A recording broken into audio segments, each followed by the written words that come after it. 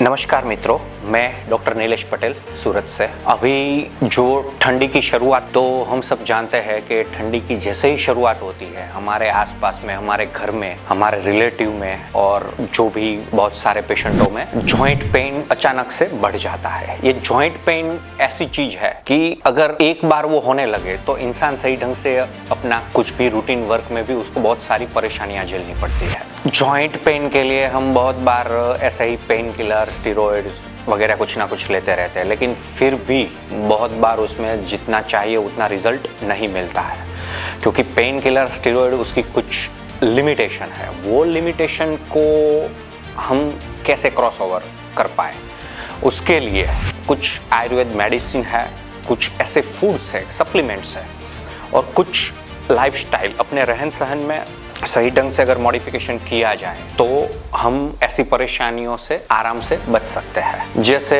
अभी जिन लोगों को रूमेटॉइड आर्थराइटिस यानी कि जो आम बात बोलते हैं, उससे अगर वो परेशान है तो हो सकता है जब अर्ली मॉर्निंग वो उठेगा, बहुत सारी ठंड है, तो उसमें वो सही ढंग से शायद अपने बेड में से बैठ भी ना पाए, क्योंकि जॉइंट उसके सारे सुबह को स्टिफ हो जाएंगे, सारे अकड़ जाएंगे। वो फिर जैसे जैसे दिन थोड़ा थोड़ा बढ़ता जाएगा, सनलाइट आती जाएगी, उस हिसाब से वो थोड़ा उसको अच्छा फील होगा। तो उसके लिए घर में एक बहुत सी अच्छी दवाई है, सबके घर में होती है, थोड़ी सी बिना रेशे वाली जो शूंठ का पाउडर है, ड्राई जिंजर पाउडर, वो लीजिए। उसके साथ में आपको फ्रेश गोमूत्र कहीं पे भी आसपास में गौशाला या कुछ भी है वो आपको मिल जाएगा। वो दोनों को थोड़ा मिक्स करके हल्का सा गर्म कर लें। हल्का सा गर्म करने के बाद जब भी आप सुबह को उठे हैं और आपको लगता है कि ये वाले जॉइंट में वहां पे अकड़ गया है या साथ में सूजन है या साथ में दर्द भी है, तो वहां पे वो गर्म करके हल्का सा लगा लें। हम उसकी चौड़ाई 1 मिलीमीटर जितनी रख सकते हैं। जितने जॉइंट में वो हो रहा है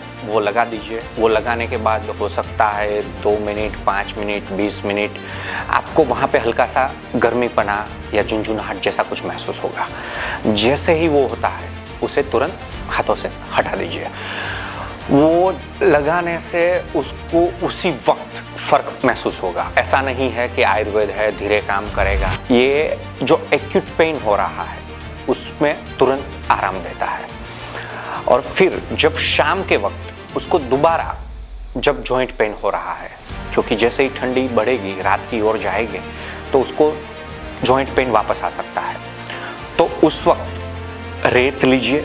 रेत को हल्का सा तवे में गर्म करके उसमें रेत 75% 3 भाग और 25% सेंधे नमक, मतलब 25 1 भाग, उन दोनों को तवे में सही ढंग से गर्म करके जो सुतराउ कपड़ा है उसमें रख के 2 छोटी सी पोटली बना लीजिए। उसको जैसे ही आप सिकाई करोगे तो तुरंत ही वहाँ पे ब्लड सर्कुलेशन बढ़ेगा। वहाँ पे जो स्टिफनेस है, अकड़न है, वो काफ़ी हद तक कम हो जाएगी। आप अपने डॉक्टर के साथ सलाह मशवरा करके उसकी जो भी मेडिसिन है वो ले सकते हैं। और एक खास ये ध्यान रखना है, जितने भी ये रूमेटॉइड आर्थराइटिस के पेशेंट हैं उनको अपना पेट, मतलब अपना डाइजेशन है वो एकदम सही ढंग से रखना है। उसका पेट अगर सही ढंग से साफ हो जाता है तो भी जॉइंट में सूजन, जो स्वेलिंग है, वो काफ़ी हद तक कम हो जाती है। उसमें जो आप पेन किलर, स्टेरॉइड जो भी ले रहे हैं उसकी जो डिपेंडेंसी है वो आपको धीरे धीरे कम करनी है। बहुत सारी आयुर्वेद दवाइयाँ भी आती है, उसमें से कुछ ऐसे काढ़े हैं वो भी आपके लिए बहुत फायदेमंद साबित हो सकती है, वो भी आप साथ में ले सकते हैं। दूसरा, बहुत सारे ऐसे लोग हैं जिसके जोड़ों में घिसाव चालू हो गया है, जिसको हम आर्थराइटिस नॉर्मली बोलते हैं, ऑस्टियोआर्थराइटिस। तो इस आर्थराइटिस में क्या रहेगा कि जो उसके जॉइंट है उसके बीच में जो साइनोवियल फ्लूइड है जो लुब्रिकेशन का काम करता है, ये लुब्रिकेशन एकदम घी जैसा चिकनाहट वाला होता है कि जब भी आप कोई मूवमेंट करोगे तब ये लुब्रिकेशन जॉइंट को एक दूसरे के साथ में घिसाव, लेसरेशन से बचाएगा। लेकिन बहुत सारे लोगों में ऐसा होता है कि वो चिकनाहट वाली चीज़ें ही कम खाते हैं, घी बहुत कम खाते हैं, दूध नहीं खाते, तेल वाली चीज़ें भी बहुत कम खाते हैं, और जो भी वो खाना खा रहे हो तो उसमें एकदम रूखा सूखा रहता है। तो बहुत बार ये होता है कि बॉडी में उससे जो अच्छा लिपिड है वो काफ़ी हद तक कम हो जाएगा, और फिर वो अगर उसका रूटीन ऐसा है कि वो देर रात तक काम करता रहता है, ज़्यादा ट्रैवलिंग करते हैं, तो ये उसको और ज़्यादा डैमेज करेगा।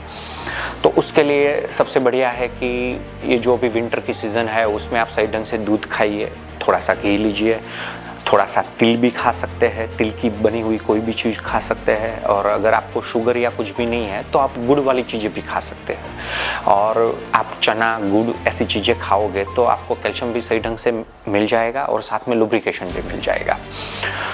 इसके साथ में बहुत से मरीजों को गाउट की समस्या होती है, जिसको हम वात रक्त बोलते हैं या गठियावा भी बोलते हैं। ये गाउट बहुत ही टेढ़ी मेढ़ी चीज़ है। आप कितनी भी दवाई खा लो, लेकिन अगर आपने खाने पीने में परहेज नहीं किया तो हो सकता है आपको ये बार बार होने लगे। जैसे बहुत से लोग इंडिया में ऐसा बोलते हैं कि हमारे इंडियंस में प्रोटीन की कमी रहती है, लेकिन अगर आपने प्रोटीन ज़्यादा खाया तो हो सकता है आपको गाउट जैसी बीमारियाँ हो। गाउट में आपके पैरों के अंगूठे या हाथ के अंगूठे से ज़्यादातर उनकी शुरुआत होती है। उसका कलर बदलता है, स्वेलिंग होता है, वहाँ पे सूजन आ जाएगी, साथ में बहुत ही एकदम सटीक तरीके से वहाँ पे दर्द होगा।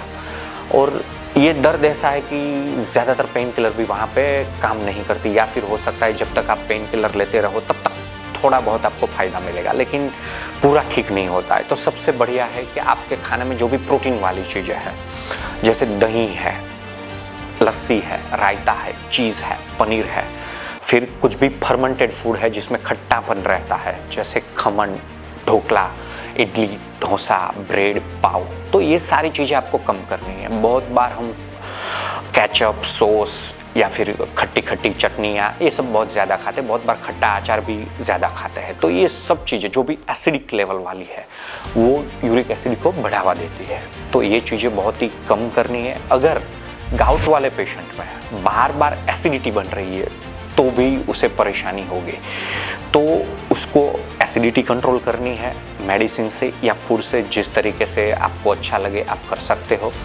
और साथ में आपके डॉक्टर को दिखा के उस हिसाब से कुछ मेडिसिन भी लेनी है। और एक ध्यान रखना है कि गाउट में जब भी जॉइंट में आपको दर्द होता है तो वहाँ पे आप हीट मोडालिटीज़ मतलब गर्म पानी की थैली से सेक करो, हॉट वाटर बैग से, या फिर कपड़ा गर्म करके सेक करो, तो वो तुरंत आराम देता है। अगर आपको पेन किलर्स वगैरह बहुत ज़्यादा नहीं खाने हैं तो ये एक अच्छा ऑप्शन है।